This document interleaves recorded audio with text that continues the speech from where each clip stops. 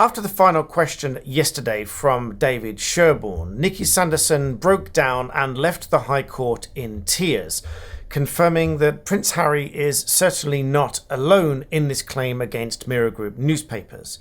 And a lot of what she says corroborates Prince Harry's story and version of events, albeit just very often what she believes.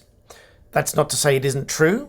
That's not to say the judge won't accept it, but it is going to be difficult if there is no hard evidence of what happened. After quite some pressure from Mr. Green, Casey, asking Miss Sanderson about the remaining articles in this case and about her witness statement, he put to her that instead of unlawful information gathering and any kind of hacking, which I'll come back to in a moment, he put it to her that the information that she complained of being in the articles was either trivial, or it was already in the public domain, or it could have been shared by friends or colleagues or members of the public that saw her out and about in the articles that wrote about her. Now, any one of a number of these explanations might be accepted by the judge, although the judge may find on the balance of probabilities that given the amount of articles, the amount of information, and the amount of combined claimants and witnesses and complainants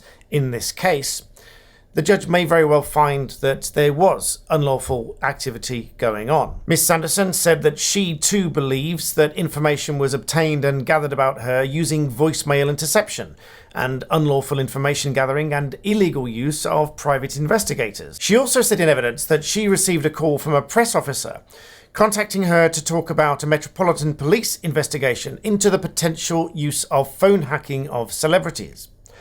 She said that she knew what phone hacking was in a general term, but she didn't think that it was anything to do with her, because many people might just believe that hacking, as I've said in previous videos, involves some sophisticated methods, but that may not be the case. It may simply be unauthorized access, either directly or indirectly, without her consent. Accordingly, Miss Sanderson said that she wasn't interested in the conversation with the press officer about potential hacking, and the conversation lasted just 20 seconds.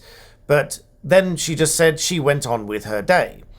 Mr. Green, however, put a different perspective on this to Miss Sanderson, saying that this would have been the absolute obvious moment to mention her own suspicions of hacking over many years. Miss Sanderson disagreed. She said, "I didn't think anything of it until Gary Lucy said," she said. This referring to one of her co-stars when they pointed out that she might have her own claim whilst they were on set in 2019. Mr. Green went on to ask whether Miss Sanderson knew about the News of the World being shut down over phone hacking in 2011. She responded to say, "My nan used to read it, God bless, but she passed away." Mr. Green pressed and said that surely she would have known that it no longer existed at some point. She said, "Only if you follow the news. I know it sounds terrible, but I don't follow the news. I did used to buy gossip magazines. I don't know when it went. I know it's gone." Mr. Green then asked if she knew who Millie Dowler was, the murdered schoolgirl whose voicemail was hacked by the newspaper. She said she does. Mr. Green asked her if she follows BBC News or Channel 4 News on her Twitter account, and whether she saw tweets about the phone hacking from them. She said she follows Channel 4 News because Hollyoaks, her current employer, is a Channel 4 production.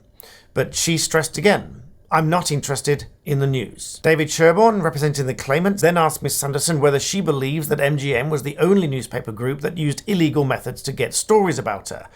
She replied no. Mr. Sherborne also asked whether there's a difference, referring to Mr. Green's earlier line of questioning, between her giving an interview about her relationship with an ex-boyfriend and someone listening to her voicemails to get information about them. "No," she said. She replied, "One I'd given consent to, and the other I haven't. They've taken that away from me and illegally obtained that information." She also says that a fan happening to spot her out and about is not the same as someone listening to her voicemails and using that information to track her down. Summarizing her experience in court, she described it as humiliating and really traumatizing. Especially some of the stories, she says. Everyone's going to rehash it and it's going to be out in the media again. To talk about it in front of all these people is really traumatizing, to be made to feel like you're on trial. She adds, "This weekend has been the most isolating I've ever felt." So this really echoes things that I've said in previous videos. Whilst it's not Prince Harry and it's not the witnesses that are on trial in this case, in her own words, it certainly will feel like they are.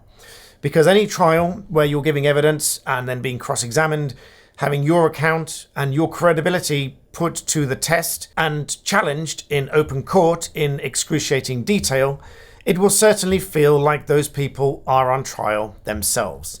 That's why we so often recommend against litigation, because of the sheer time, stress, and toll that it takes on a person's life. But for more updates as this story unfolds, please make sure you hit that like button, subscribe, and hit the notification bell so you'll get notifications of new updates.